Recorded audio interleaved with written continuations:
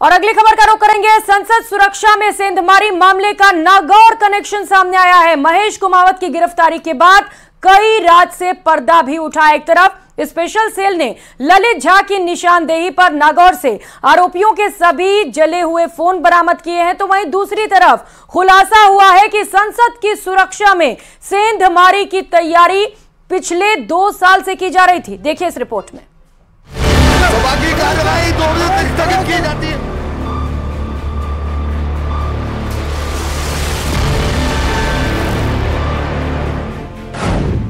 संसद सुरक्षा सेंध मामले का नागौर कनेक्शन। दिल्ली पुलिस को नागौर से मिले अहम सबूत। ललित की निशानदेही पर जले हुए मोबाइल फोन बरामद।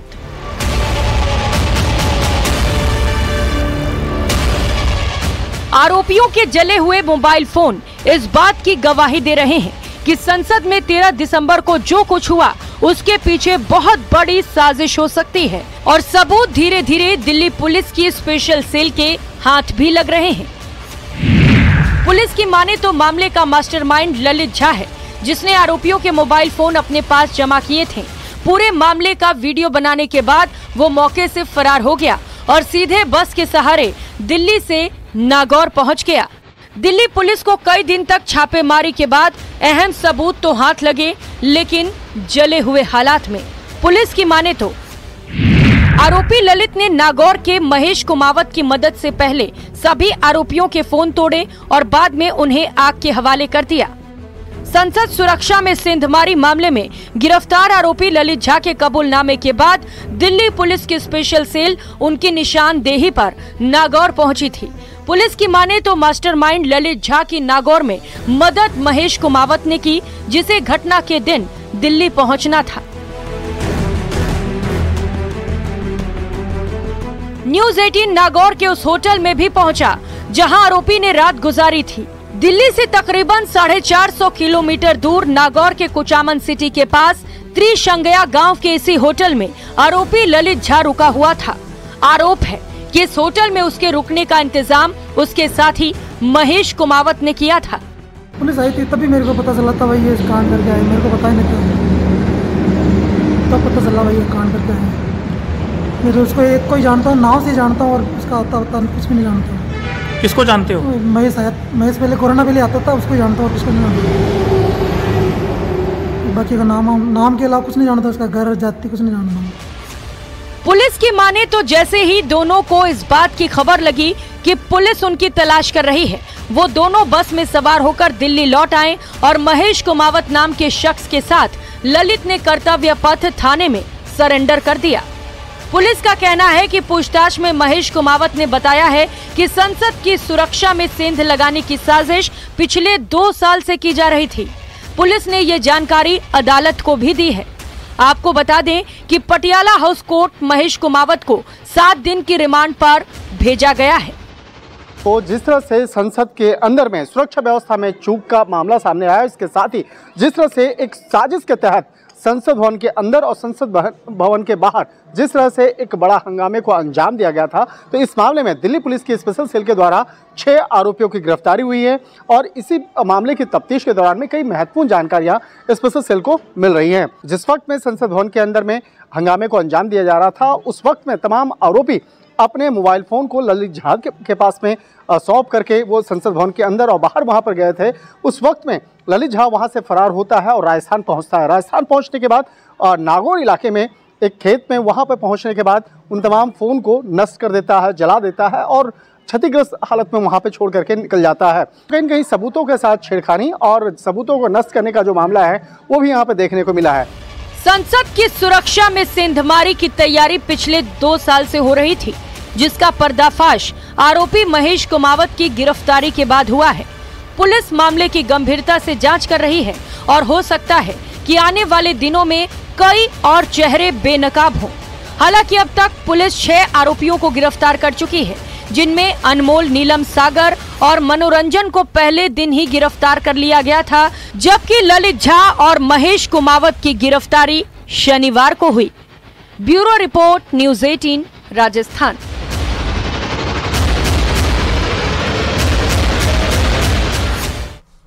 तो वहीं कोटा उत्तर से विधायक और पूर्व मंत्री शांति धारीवाल ने आज बड़ा बयान दिया।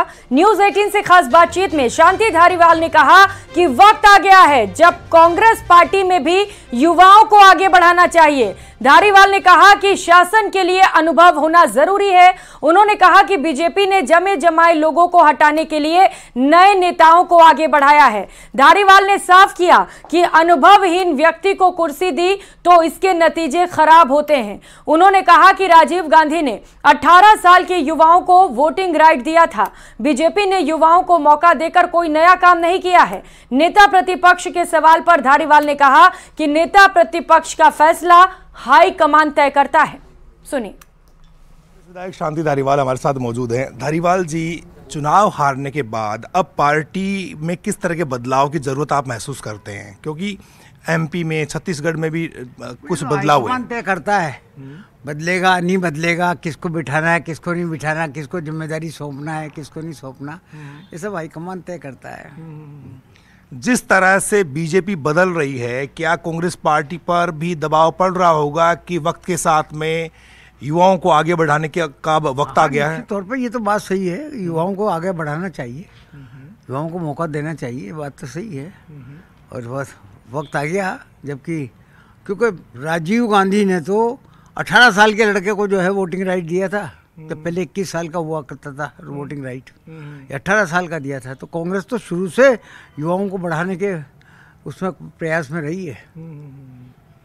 कोई भारतीय जनता पार्टी कोई नया काम नहीं कर रही कि नए युवकों को बना रहे हैं। वो तो यह है कि जो खते खताए लोग थे उनको हटाया उन्होंने, बस ये है बात, और है क्या।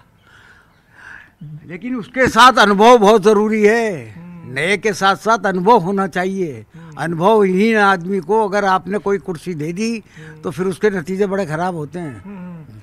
सवाल ये है कि कांग्रेस पार्टी की जब सरकार आती है तो फर्स्ट टाइमर एमएलए मंत्री बनने की सोच तक नहीं सकता। बीजेपी फर्स्ट टाइमर को मुख्यमंत्री बना देती है। गए जमाने की बातें हैं, गए जमाने की बातें हैं, ऐसा नहीं है। इस बार तो फर्स्ट टाइमर भी कुछ मंत्री बन गए थे, ऐसा कुछ नहीं, वो पहले की बातें हैं। क्या आपको लगता है कि आने वाले दिनों में कांग्रेस पार्टी में भी ऐसा संभव है जैसा बीजेपी कर रही है? मैं नहीं समझता, शायद मंथन चल रहा होगा ऊपर हाईकमान में, हाईकमान जो तय करेगा वो होगा, मंथन जरूर चल रहा होगा। किस तरह का नेता प्रतिपक्ष चाहिए कांग्रेस पार्टी को इस बार सदन में? तय करता है नेता प्रतिपक्ष का, हाईकमान तय करता है किस तरीके का चाहे आदमी बिठाना है, कौन सा बिठाना है, किसको बिठाना है, क्या करना है क्या नहीं करना है, ये सब हाईकमान। करणपुर में उपचुनाव होने, आपको क्या लगता है किस तरह से वहां पर बीजेपी की सरकार प्रदेश में बन गई? क्या आपको लगता नहीं कि इसका एक मनोवैज्ञानिक असर पड़ेगा वहाँ के वर्कर पर, पार्टी पर? असर पड़ेगा, कई उपचुनाव है, वहाँ की जनता क्या चाहती है वो है उस पर। क्योंकि जो जिनकी डेथ हुई है, जो सिटिंग एमएलए थे कुन्नर जी, उनकी बहुत सेवाएं हैं वहाँ पर। तो आपको लगता है सहानुभूति की लहर चलेगी आपके पक्ष में? मुश्किल, मैं तो ये मान के चलता हूँ कि जरूर चलेगी और कांग्रेस जीतेगी।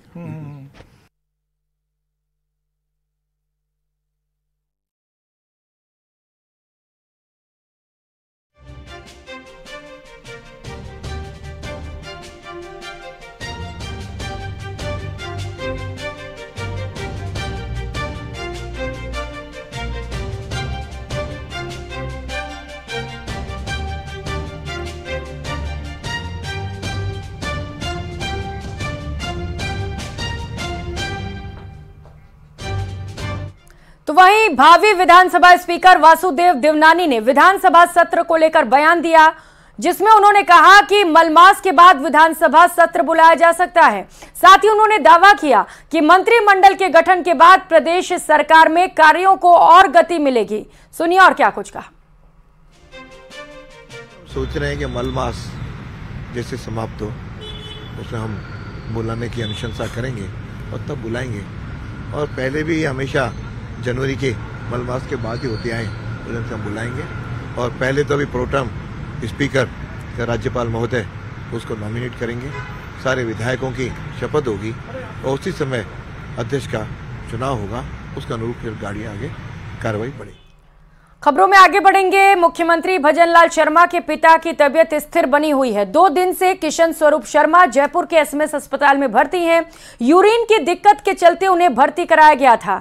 आज मुख्यमंत्री भजनलाल शर्मा दिल्ली जाने से पहले अपने पिता की कुशल क्षेम जानने के लिए अस्पताल पहुंचे। इस दौरान उन्होंने डॉक्टर से पिता के स्वास्थ्य को लेकर जानकारी ली। इस दौरान एसएमएस अस्पताल के सुपरिटेंडेंट डॉक्टर अचल शर्मा और मेडिकल बोर्ड के सदस्यों ने सीएम के पिता के उपचार को लेकर अपडेट दी। फिलहाल एसएमएस अस्पताल के मेडिकल आईसीयू में उनका इलाज चल रहा है। 15 को सीएम के शपथ ग्रहण के बाद देर रात सीएम के पिता किशन स्वरूप की तबीयत बिगड़ गई थी। हालांकि डॉक्टर्स के मुताबिक अब किशन स्वरूप शर्मा की सेहत में पहले की तुलना में सुधार है। यूरोलॉजिस्ट और जनरल फिजिशियन की देखरेख में उनका इलाज चल रहा है और वो उनके पीसीसी के चिकित्सकों की सलाह पे जो जांचें वो एक्सपेक्ट कर रहे हैं वो करवाई जा रही है और जो भी फर्दर चीज़ें आएंगी उनके अकॉर्डिंग ट्रीटमेंट जारी किया। कब तक उनको डिस्चार्ज कर दिया जाएगा? अभी चिकित्सकों की सलाह पे आपको आगे जानकारी दी जाएगी। अभी उनको ऑब्जर्वेशन में रखा गया और पूरी तरह वो वाइटली स्टेबल हैं, आराम से कंफर्टेबली जांचें अवेटेड जो हैं उनको देख के आगे का ट्रीटमेंट प्लान किया जाएगा। खबर पोखरण से। विधानसभा से चुनाव जीतने के बाद बीजेपी विधायक महेंद्र प्रताप पुरी पहली बार बाड़मेर पहुंचे, जहां पर जसदेर धाम पर महेंद्र प्रताप पुरी का भव्य स्वागत किया गया, जहां पर समर्थकों ने फूलमाला पहनाकर बधाई देते हुए आशीर्वाद लिया। वहीं मीडिया से बातचीत करते हुए विधायक महेंद्र प्रताप पुरी ने पोखरण की जनता का आभार व्यक्त किया। साथ ही कहा कि ये जीत मेरी नहीं, संपूर्ण पोखरण की जनता की है और ये जीत उन्हीं को समर्पित करता हूं।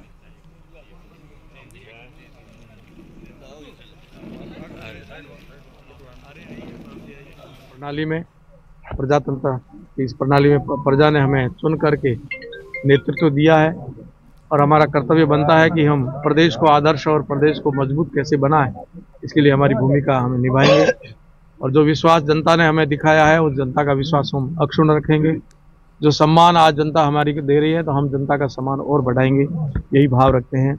निश्चय ही मोदी जी मजबूत होंगे, भारतीय जनता पार्टी मजबूत होगी, मोदी जी मजबूत होंगे। मोदी जी मजबूत होते ही देश मजबूत होगा और देश मजबूत होकर के विश्व में भारत एक प्रतिनिधित्व करके पूरे विश्व का प्रतिनिधित्व करेगा। भारत आने वाला टाइम भारत का है, ये स्वर्णिम दौर चल रहा है हम सबके लिए। भारत विश्व गुरु बनेगा, भारत महाशक्ति बनेगा।